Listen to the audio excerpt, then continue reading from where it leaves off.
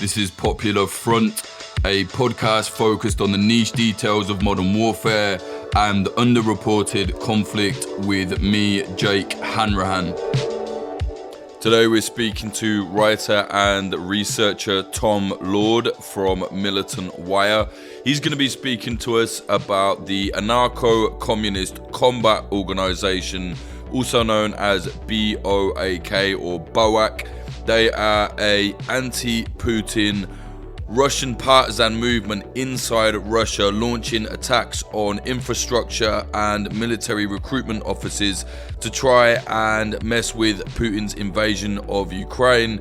Very interesting group, taking a lot of risks. Tom's going to tell us all about them. If you like what we're doing, please support us at patreon.com/popularfront. It's been, I guess you can describe it as a partisan group inside Russia. So the Anarcho-Communist Combat Organisation, or BOAK, if you want to go for the Russian acronym. It's a Russian group. They're inside Russia.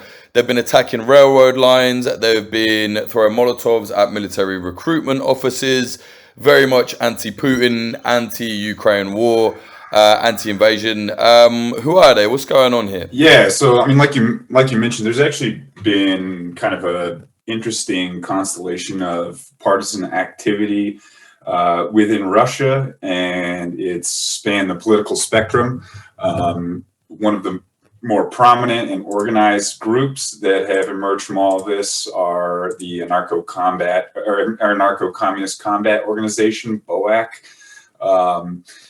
They have a strong presence on Telegram. They emerged around the spring of this year when partisan activity kind of began to bubble up to the surface in Russia. And again, that activity is come from a variety of ideologically motivated perspectives. For instance, a lot of these claims are really dubious too. With groups like BOAK, and then whether they're making claims of having attacked Russian infrastructure themselves, or whether Russian media and Russian intelligence services are claiming to have thwarted such attack. It's dubious on either end. On the side of Russian media, you're like, okay, so for instance, on August 15th of this year, the Russian intelligence services, FSB, said that they thwarted an attack by two right-wing nationalists. They said they were both Russian nationalists. They said one was apparently a member of Azov battalion, the other of a volunteer battalion named Hurricane, which I've never heard of. And they said that FSB guys just happened to be staged in front of this critical liquid natural gas pipeline right before these two right-wing nationalists attacked it. They shot them both dead. And what we got online was a video of one young man riddled with bullets and another fellow in the passenger seat of the car with a Makarov handgun that kind of looked like it was placed. That's when they had the weird, a lot of weird Nazi memorabilia placed very perfectly, brand new flags. I mean, I'll be honest, it didn't look fucking real to me. It was goofy. Let's say you're a right-wing nationalist and you're like, all right, Jake, you and I are going to go attack this pipeline. Hey, don't forget to drape the swastika flag prominently in the back seat of the car before we go, because we So that's dubious on the Russian side. On the side of groups who say they are clandestinely attacking Russia from within Russia, the big question, and it's a reasonable one, are these either constructs or organizations that are being supported by Western intelligence, Ukrainian intelligence, or both? Good questions. However, one has to imagine, especially post-partial mobilization, that there is actually a great deal of genuine grassroots dissidence within Russia. And furthermore, Russians themselves have quite a history of getting busy and taking great risks to attack totalitarian regimes in their country. So that's not unthinkable. So BOAK's really interesting. The Anarcho-Communist Combat Organization. They appeared on Telegram. There is kind of an aggregate for partisan activity in Russia on Telegram called Partisan. It was actually started by a rather far right fellow named Ilya Ponomarev. But they've been really attracted to a lot of the actions coming out of the Anarcho-Combat Communist Organization, which, for your audience, have mostly focused on, I know you mentioned it, BOAK's big campaign has been what they call the rail wars. They deduce most of BOAK's action and most of their direct action cells seem to be concentrated in the west of Russia, just outside of Moscow, or very near the borders with both Belarus and Ukraine. And rather correctly, they realize that there is very low risk and high reward to attacking railways, especially if you can halt military cargo from leaving Russia and going to either staging areas in Belarus or into occupied territories of eastern Ukraine. And they have very credibly posted photographs of rail sabotage, which have evolved in their techniques, and we can get into that, just outside of military bases that they geolocate using, Google Maps and things like that. And then the claims are almost every single time backed up by Russian state media, which tries to downplay them. But, you get like TASS and RT and Sputnik saying, yeah, terrorists attack the rail lines, and we need to be vigilant. And so these attacks began with shunting, which is to remove a section of track by lifting it with shims, wooden shims or steel shims, or whatever material you can find, and disrupting the track. One of the most interesting things about BOAK and their presence online and on Telegram is that they've been crowdsourcing tradecraft from their supporters, most of whom you have to assume are in Eastern Europe. And for the purpose of our discussion, I'm going to limit geographically Eastern Europe to the three former Soviet socialist republics of Russia, Belarus, and Ukraine. And I might also bring up Georgia occasionally, but I know there are a lot of countries in Eastern Europe. We're just talking about those three. So a lot of their crowdsourced information and a lot of their supporters come from those three former Soviet republics. And it's fascinating. Like, the very first shunting attacks were rather crude. They disrupted the line, and it was like a pain in the ass for rail workers, but they got everything up and running back in the matter of a couple of hours. Late this summer, it would have been July actually, so middle of this summer, they really upgraded. They shunted a rail line just outside of Moscow, I want to say. And in so doing, the electrical signals are sent up and down these modern rail lines so that rail workers and engineers can detect a disturbance in the track, stop the train well before it gets to a compromised segment of track. What they did was, without actually disrupting the track at all, they elevated a section of track while keeping it all together. Then they put their shims beneath it, so they shunted it, and then they took cables, and where they had removed a couple of very large bolts, hardware to connect the lines together, they replaced those bolts with cables, insulated cables, kept the entire thing together. So ideally, the signal was never disrupted, and the train holding military cargo didn't discover the disrupted segment right until the very last minute. They have not caused any derailments.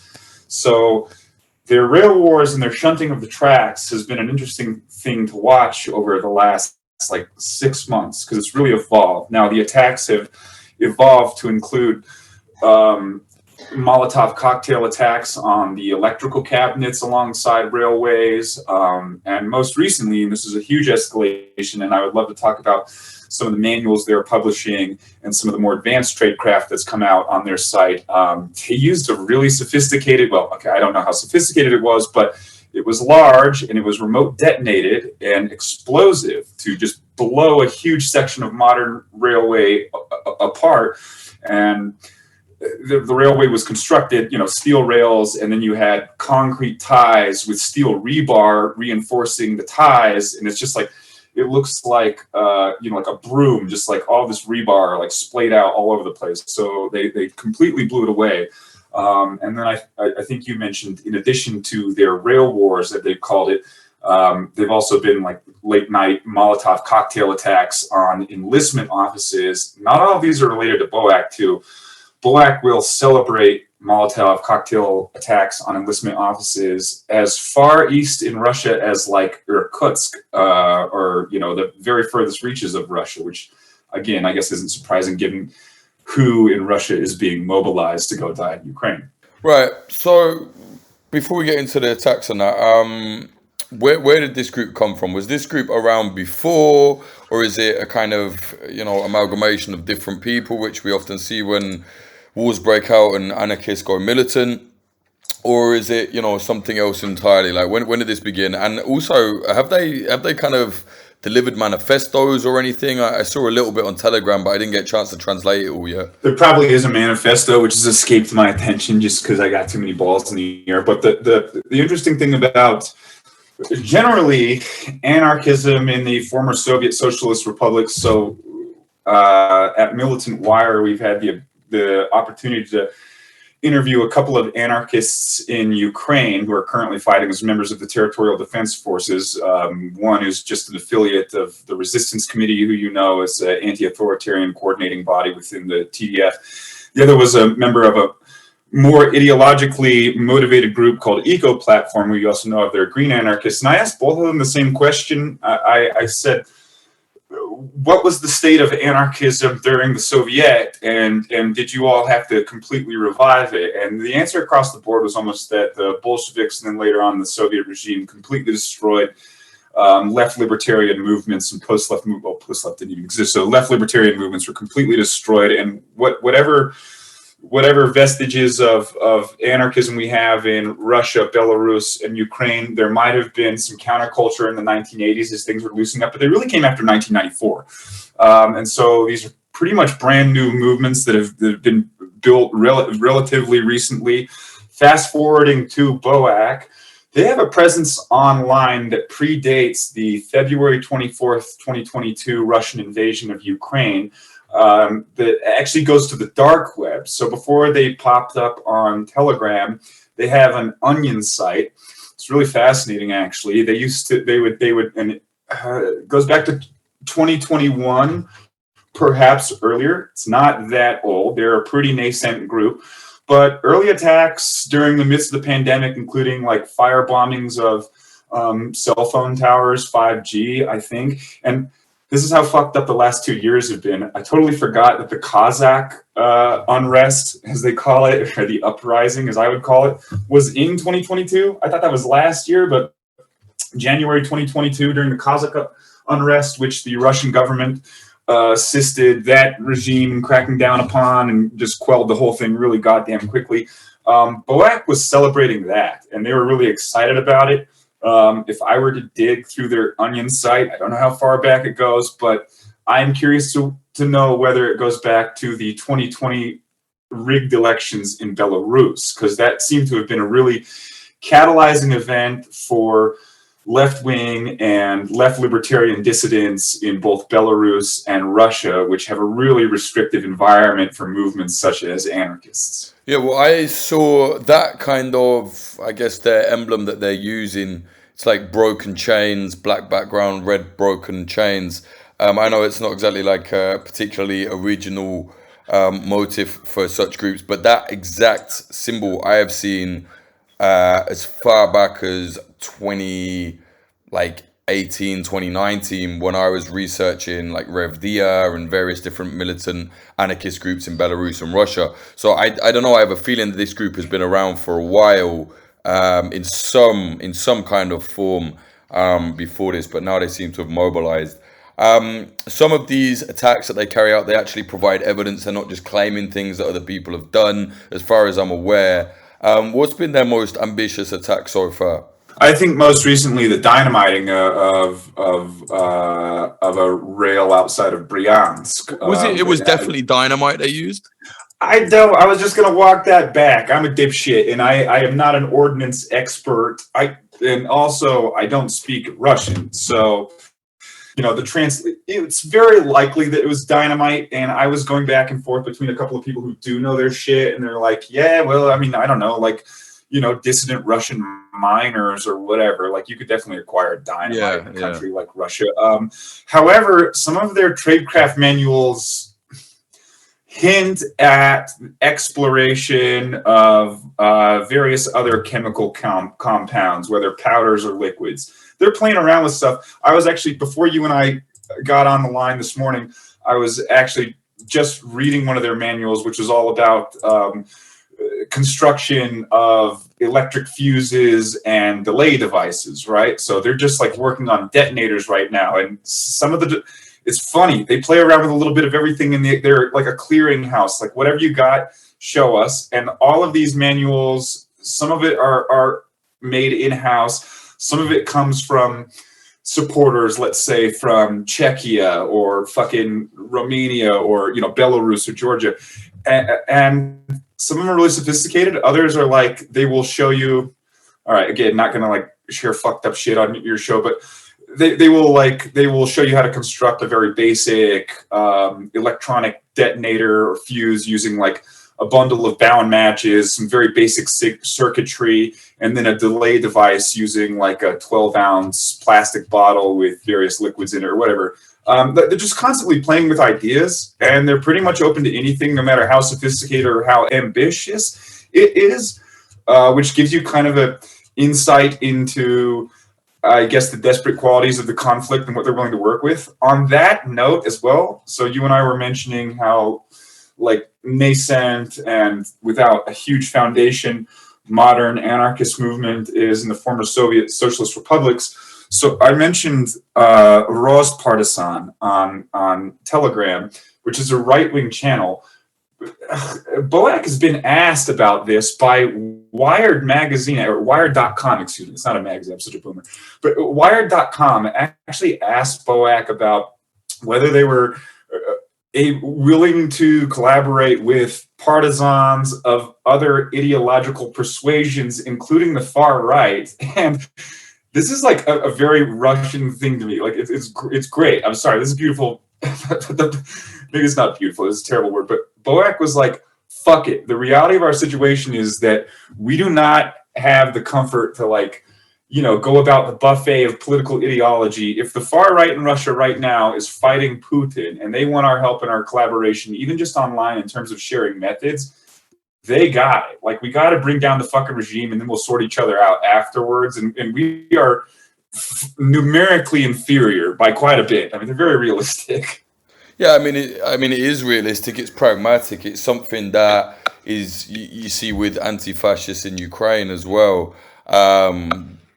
They're just getting on with it. Obviously, people in the West that are online all day, every day, and claim to be political activists, they don't really get it.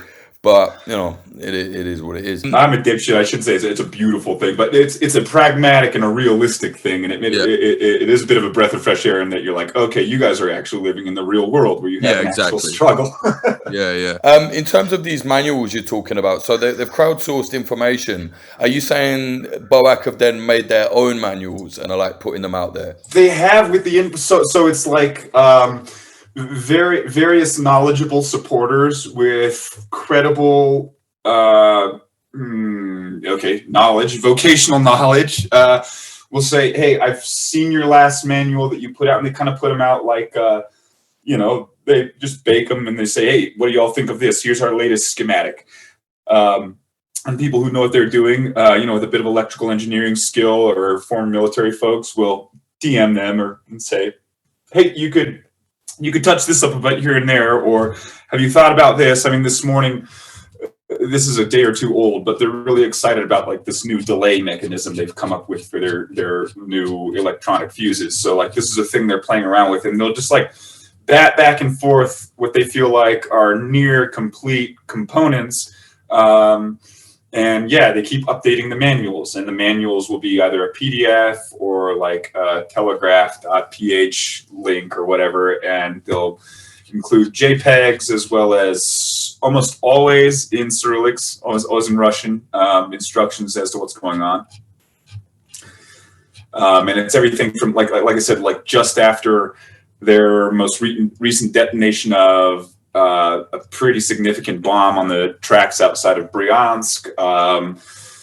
The whole thing, actually, all spring and all summer, it was all about the most proper way to shunt a modern rail track. And I guess Russia has actually,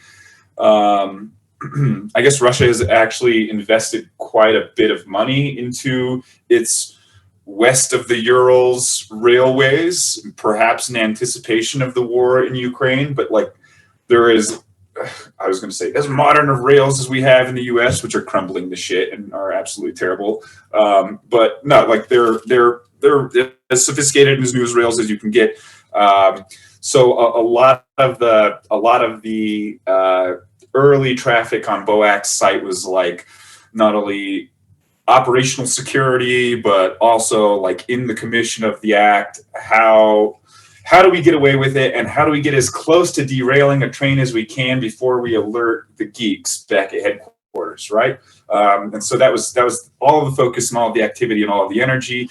Now it's shifting. They're getting doing explosives, and it's one of the reasons as well that I don't think that they're getting like a ton of help, if any at all, from Western intelligence agencies or from Ukrainian intelligence agencies. Now, recently that argument got a huge boost. They're like, for fuck's sake, Newsweek was able to interview BOAK. How are they not being run by the CIA or the SBU or whatever? All right, maybe, who gives a shit? But no, it's really organic in that, like, these guys are like, you know, the same way a couple of deranged, like 19-year-old kids who are too smart for their own good might be being like, hey, what's the best way to rig up like a remote controlled bomb? That is the activity and the energy that they have. It is also interesting. I'm sorry, this is a bit of a diversion, but this is an important footnote, and I wanted to bring it up before I forget about it. One of their like big heroes, and one of the people they bring up a lot, that is BOAK specifically, is a teenager named Mikhail Zlobitsky, who I know you're very familiar with. Yeah, he blew himself this young man. In the FSB office, right? Yes, sir. I think it was 2017. He blew himself up in a Russian intelligence outpost, FSB office in Arkhangelsk Oblast. Suicide bombing, which is really crazy thing, especially for the left and the post-left. That's not a tactic they use very often outside of, like, I guess, like Turkish leftist groups. But he killed himself in a suicide bombing, and they have invoked his memory in a lot of their communiques, actually, and he's been a big kind of point of focus. And I guess that just shows you how shallow the contemporary tradition of anarchism in Russia is. There are just like not a lot of figures who have gone the distance or committed to that path. It's not a very big movement in the former Soviet socialist republics. Yeah, I mean, I think it's a lot bigger than people realize, though. I mean, this is particularly evident. So there's people calling them, they're saying that it's an op. You don't think it's an op? Like, why? Like, it could very easily be. I don't think it is. I mean, it's also not that difficult to give interviews on secure apps. It's like, you know what I mean? I don't know why people think that's so, wow, they got an interview with them. Well, yeah, they want to get the word out, I guess, to spread the message. But what do you think? Like, why do you think it's not? Were I a member of the Ukrainian intelligence, or even at the extreme end, if I were a CIA case officer and I had made contact with a group like BOAK and its operational core, it would not be very difficult for me to pass on much more sophisticated methods to them using the means available to them already. It's just like a matter of basic education. These guys are doing it the way like any fucking underground resistance would. Like, they're building from the very beginning. Like, they started just like trying to, like, these chaps in the beginning of the spring were literally trying to figure out how the fuck do you even dismantle a segment of rail track. They couldn't figure it. There was a big learning curve, and they got that down, and they become rather expert at it. And shunting has been a thing that's been going on all the way back to, like, you know, the environmental activists of the late 80s and 90s, right? It's an old tactic. So these fellows were figuring out for themselves. And now, like, I can't share it with your audience. I'd be happy to send it to you, but like, you have to see their bomb making manuals. They're crude, but they make a ton of sense. Like, someone on like a paint program under like duress, like you know, whatever, like, they're like, I do not have a lot of time to make this drawing on my laptop before I have to close this bitch up. And they just like drew the circuitry out, made like crude little boxes and symbols for resistors and transformers and like other little components that would, and switches, etc., that would exist on the circuitry. It's just too goddamn organic. I don't know. And it shows like a lot of like the elbow grease of like a genuine partisan resistance. Yeah, I also think it would be really weird to choose an openly, explicitly anarcho-communist group if you wanted to launch an op. Like, everyone hates those people that are back in Ukraine, you know, like even the really like hyper lib, like, oh, everything good Ukraine flagging, emoji flagging name people on Twitter. Even the anarchists that are fighting for Ukraine, they fucking hate them and ignore them. You know what I mean? So it would be a really weird group, I think, to choose to kind of launch an op with. But I don't know, who knows? You're right. Anarchists have very little purchase in Russian society. I In the feel West well, either, you know? yeah, that's true. Yes, and the former Soviet Socialist republics seem to be like fairly macho societies. I don't know. I think as hardcore as they are, anarchists might be thought of dorks there. I have no idea. This is purely speculation. But the other reason that I believe that this is genuine is that you have had so many instances recently, especially since so-called partial mobilization of genuine dissidents. In I believe again it was in August, a man named Ruslan Zinin in the center of the country just shot dead a military officer who was at a podium, who was giving kind of a orientation to an incoming class of recruits, and it was all filmed. Like we saw it, and he just walks up, shoots this officer dead, and everyone's like, "Oh fuck!" and they all run out. And like, I don't remember if the chap killed himself or if he got taken down by Russian police, but there are people who are just like fed the fuck up and are not going to the meat grinder in East Ukraine. Yeah, there's also several Russian dissident anarchists that are fighting right now in Ukraine, for Ukraine, obviously, against Russia. Do you see any kind of correlation between those groups in Ukraine and this group, BOAK? It's a really interesting point. Yeah, you're right. And so like I know within the Resistance Committee and then other groups that you have both Russians and then probably a good deal of Belarusians as well fighting in those groups. I have not, and then I haven't been like totally thorough at keeping up with all of their posts, but I keep up with it pretty regularly. I have not seen BOAK like celebrating individual Russians fighting in Ukraine specifically. I could be totally wrong about that, but I personally have not seen it. Right, and how effective has this group been? They've blown up a few railways. They've started firebombing military recruitment offices. How useful has that been, I guess, in kind of fucking things up for Putin and the military and moving back and forth between Belarus and launching operations in Ukraine and stuff? The late night attacks on these like shit Soviet era concrete buildings that are military recruitment offices are probably a nuisance. And then like if you're a local law enforcement chief in Russia, maybe it keeps you up at night, gives you a little anxiety, but like they're not terribly effective. They're not stopping the military machine. And if anything, it's just like occupying some of Russia's internal intelligence agencies trying to find these dissidents and track them down. Interesting thing is that I've not heard of a ton of arrests, and I really think that Russia would really tout these once they found these people. Terrorists, they would call them, right? And like, we found the terrorists who attacked this or that. And I haven't heard a lot of that. The railway attacks are significant. Sputnik had to report most recently on the dynamiting or the bombing of the railway outside of Bryansk, and you could tell people were really pissed off. Like the fact that Sputnik had to report on it at all, because it's an embarrassment. It is. And the way Sputnik reported on it, like normally Sputnik would be very stoic and say terrorists attacked a rail outside, or just outside of the Ukrainian border, or actually they would have said the border of the People's Republic of Donetsk, and it halted some military cargo, and we were being very vigilant to track them down. No, there was like discernible annoyance in this Sputnik report. Like it's like, these goddamn bastards stopped us from getting very important logistics into the war zone. Like it was like there was like frustration. You're like, okay, all right, they are pissing off the regime. That's interesting. So I don't know. I think their rail campaign seems to be the most effective aspect of it.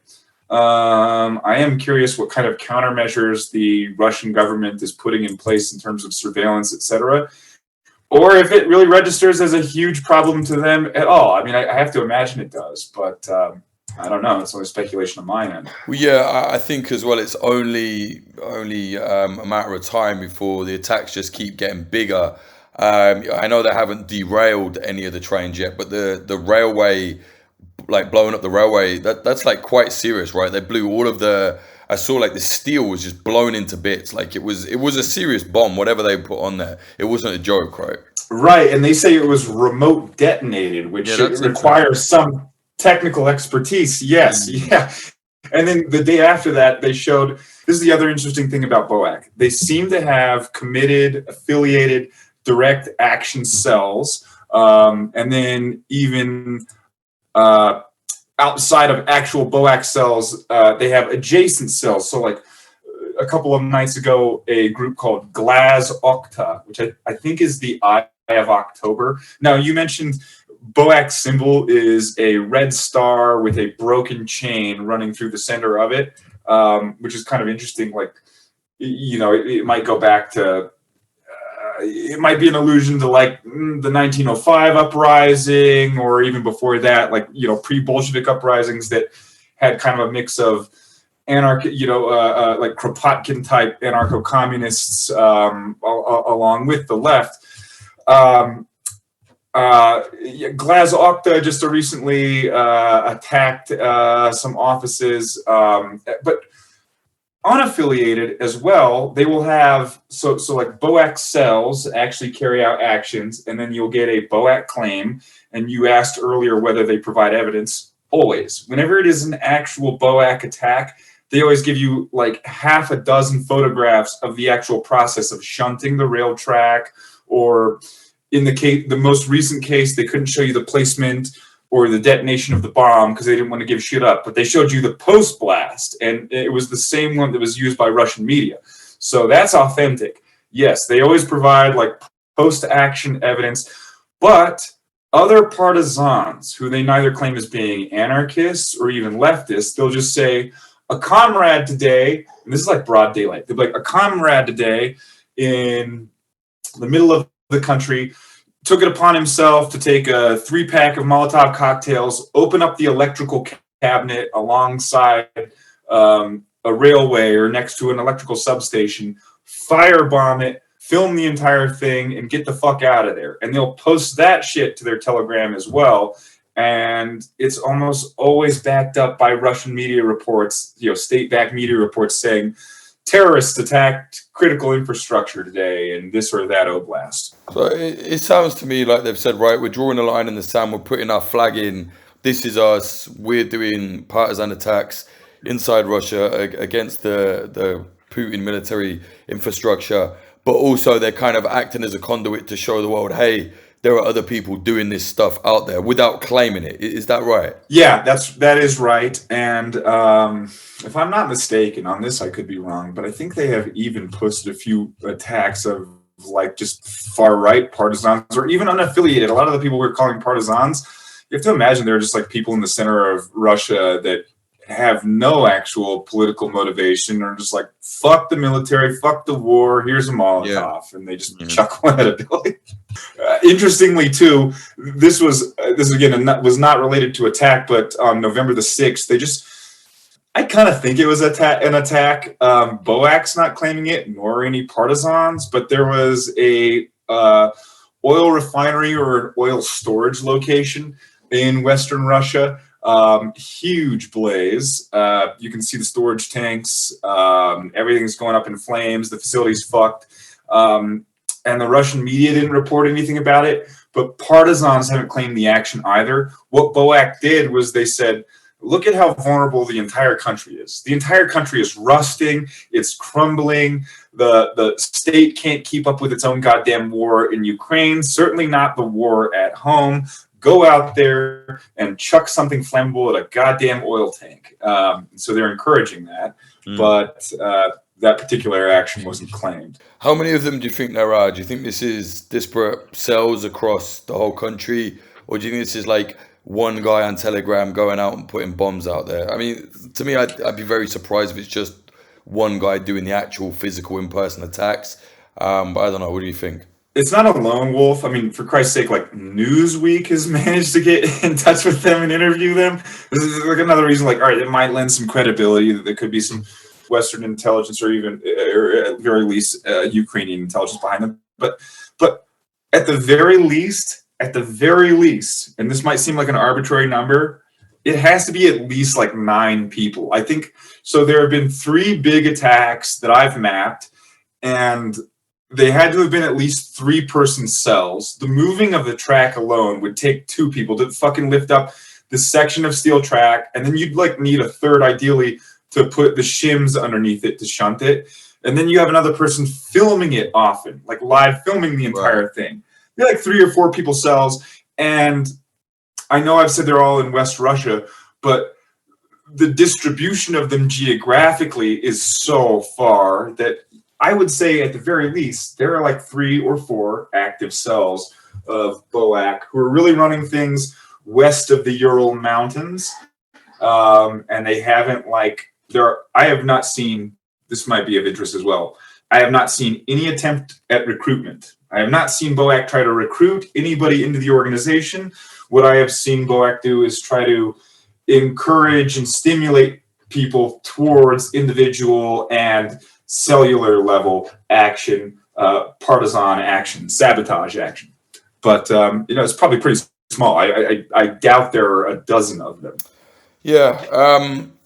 I think, though, that there is more people that are taking this kind of partisan stance. I think even they said themselves in that one of those articles you were talking about, they were saying there is a legitimate kind of groundswell of like anti-Putin people in Russia ready to do something. Do you put any kind of weight in that, what they're saying? Absolutely. And I feel like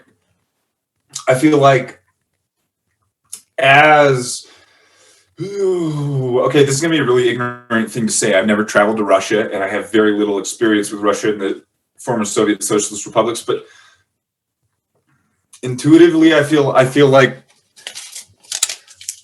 I'm going to use the term trust. Like, okay, a measure of trust in the Putin administration. Surely there's always been dissidence and discontentment with the Putin administration going back to 1999. But I'm sure it's always been kind of couched in the belief that whatever, this is Russia, this is as good as it's going to get as long as things are fairly stable, like around 2010, 2012, when things were good with the United States, even back in 2005, like people must have been feeling decent enough about being a Russian citizen. I'm sure anxiety about being a citizen of Russia has ratcheted up since 2014, 2015, since the first Donbass war and the annexation of Crimea. But most recently, what's really fascinating is American press and American media is absolutely obsessed with the idea of a palace coup in Russia because the war is going so badly. And one of the figures that my country's media has really zeroed in on is nominal head of Wagner PMC and Russian oligarch Yevgeny Prigozhin. And they're like, there are people right of Putin within the inner circle of the Kremlin who are even more nationalistic and even more nasty than Vladimir Putin. And if he is to be toppled, here are some of the alternatives we could be faced with. Russian society, I have to imagine, is looking at all the same things, even more astutely than the idiot reporter at the New York Times who doesn't know what the fuck they're talking about. And I'd imagine that Russian society has been weighing and measuring for a long time, how long are we going to live under the yoke of this asshole until the scales tip towards it actually being beneficial to show up in Red Square in the middle of January in the year 2023 or whatever. I bring all of that up because available ideologies, or as they become available, anarchism in particular, will be one of those things that I guess is up for exploration for people who are looking for alternatives to the regime. And people probably may not have explored alternatives towards the current system with any seriousness because it's what the fuck, for the longest year, for the last 25 years, what fucking chance do we have of overthrowing the Putin regime? Very little. Logically, very little. Yeah, no, I just meant like in terms of people joining up to do partisan actions against the war. I think this kind of hopium that Putin is going to be overthrown from within or by the public is an absolute pipe dream, and I just cannot believe people seriously are running with that still. But I do think that the kind of actions that this BOAK group is doing, I don't think it's only them that are thinking about it. You know what I'm saying? Yes, and I will cut myself off before I go on a rant. But to your point, even for the unideologically motivated, most of these attacks, whether they're late night Molotovs in an enlistment office or they're sophisticated shunting a rail, they happen in rural Russia, and Russia is not being able to saturate its country with cameras and electronic surveillance and all this shit. And so even if you've never even heard of anarchism or even of course you've heard of Karl Marx, but any dissident ideology, if you've never heard of any of that shit, you can just be a fucking Russian redneck and say, fuck the regime, I'm going to go chuck a Molotov at something and totally get away with it, actually. So general discontentment is probably beginning to stew in the country, I would imagine. Interesting. All right, mate. Where do you think this BOAK organization is going to lead to? Do you think this is going to keep going, keep ramping up, or do you think it might fizzle out as many of the other kind of groups that we saw at the start of the war happen like that? Not sure, man. Their Telegram certainly seems to be gaining a lot of interest. I'm not sure what the situation on the ground is in Russia. That's impossible for me to determine. But their methods are getting more sophisticated. A couple of days ago, actually, they're still really focused on their rail war, as they call it, or campaign of the rails. They are really, really determined to actually derail a big military train. They want a derailment. That would be a huge capture for them. But they're also exploring other methods. They're all very low level. And then again, you and I have gone back. You and I have explored how effective they are. But they're very committed. And just my opinion, not an expert opinion. I do think that they're an organic movement and receiving very little help from outside of Russia, which I think is pretty extraordinary. All right. Okay, mate. Is there anything else you want to say about this group? No, sir. I appreciate you taking the time to talk with me, man. All right, mate. Where can people find you reporting on this? I am at Potemkin Brain. The spelling's totally fucked. At POTEMPKIN Brain. The wannabe wonk. I also co-founded militantwire.com. And you can find a lot of my writing and the writing of my colleagues, such as Lucas Weber and War Noir, at militantwire.com. And then I maintain my own little Substack. All that shit's on Twitter in the bio, brother. All right, mate. Thanks very much, mate. Speak soon.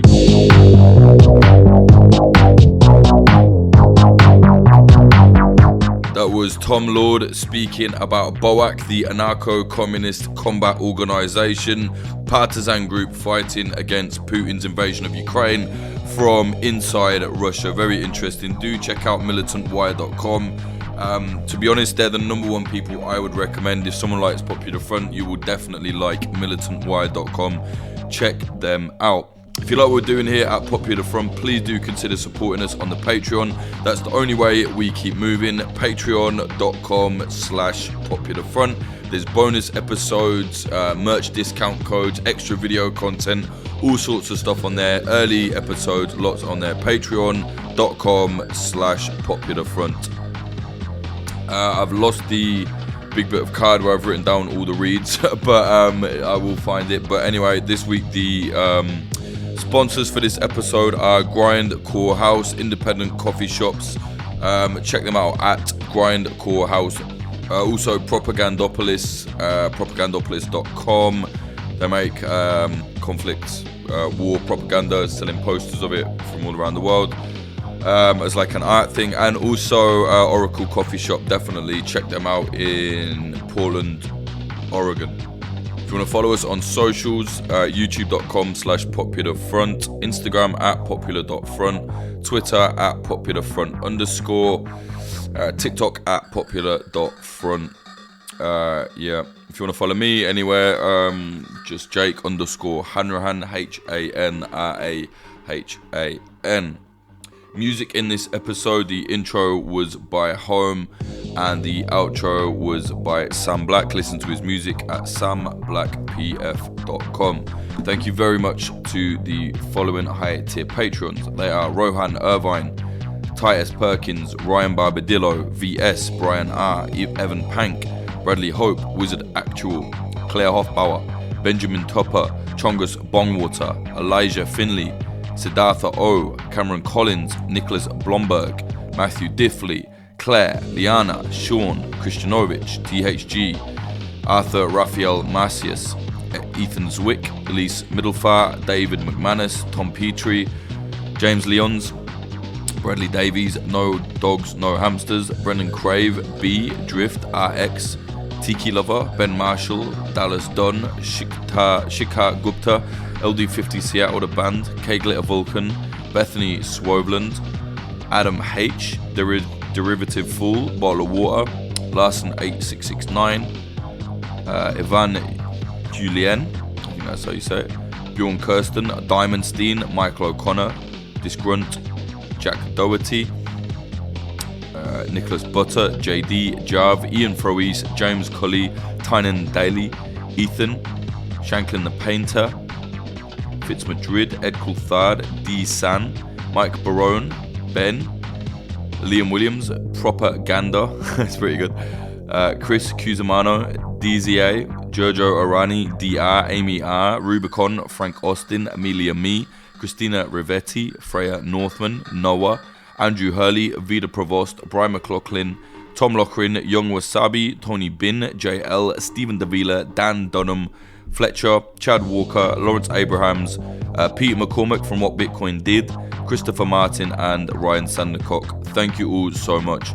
I just want to say I got the Shure MV7 mic right now. It's the USB one.